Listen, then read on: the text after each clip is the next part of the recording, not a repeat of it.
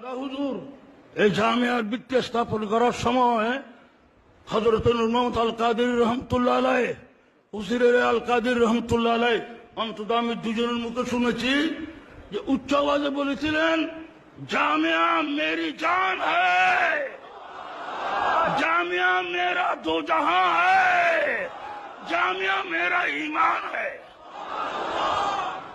জামিয়ার উপর আক্রমণ করো তো নিজের ঈমানের উপর আক্রমণ করা। আক্রমণকারীকে সাহায্য করা মানে ঈমানের উপর, তার ঈমানের উপর আক্রমণ করা, তাদেরকে সিলেক্ট করে দেওয়া, সহজ করে দেওয়া। হ্যাঁ, সে কি করলো? তার ঈমানের উপর আক্রমণ করলো। তো হযরত, আমার কথা এখানে শেষ।